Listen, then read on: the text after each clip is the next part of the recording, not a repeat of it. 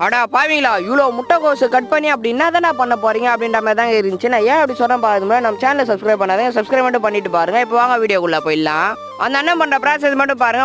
முட்டையா இருக்க முட்டைக்கோசு எடுத்துன்னு போயிட்டு நல்லா சின்ன கட் பண்ணிடுறாரு. கட் பண்ணி அதை எடுத்து ஒரு கிரேட்ல போட்டுறாரு. கேட்டதுக்கு அப்புறம் அதை எடுத்துன்னு போய் ஒரு பெரிய வட்டால கொட்டிடுறாங்க 2 கிரேடு முட்டைக்கோசை.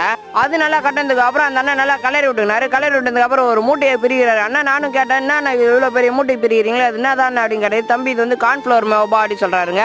சரி, அதுக்கப்புறம் அந்த அண்ணன் என்ன பண்ணிட்டாரு பாத்துட்டு அந்த கார்ன்ஃபிளவர் மாவுல அந்த வட்டால கொட்டின்னு நல்லா அந்த முட்டைக்கோசம் அந்த மாவு நல்லா கிளறி விட்டுனாரு. நல்லா ஃபுல்லா கலந்து விட்டதுக்கு அப்புறம் அடுப்பை பற்ற வச்சுக்கினாரு. அடுப்பை பற்ற வச்சுக்க ஒரு பெரிய கடாயை எடுத்து வச்சுக்கின்னு அதில் ஒரு 10 லிட்டர் எண்ணெயை ஊற்றினாரு. நல்லா ஊற்றுனதுக்கு அப்புறம் அவங்க கலரி வச்சிருந்தா அந்த முட்டைக்கோசை சின்ன உண்டியா இடத்துல போட்டுனாங்க. போட்டு ஒரு அரை மணி நேரம் பொரிச்சு எடுத்துனா நல்லா பொரிச்சு எடுத்துங்க. அது பொன்னிறமா வந்தது. பொன்னிறமா வந்ததுக்கு அப்புறம் அதை எடுத்து ஒரு கிரேட்ல போட்டு வச்சுருக்காங்க. போட்டு வச்சதுக்கு அப்புறம் அது ஒரு சின்ன ஸ்டீல் பிளேட்ல போட்டு என்கிட்ட தந்தாங்க. நானும் சாப்பிட்டு பார்த்தேன். டேஸ்ட் பார்த்தீங்கன்னா உண்மையுமே வேற லெவல்ல இருந்துச்சுங்க.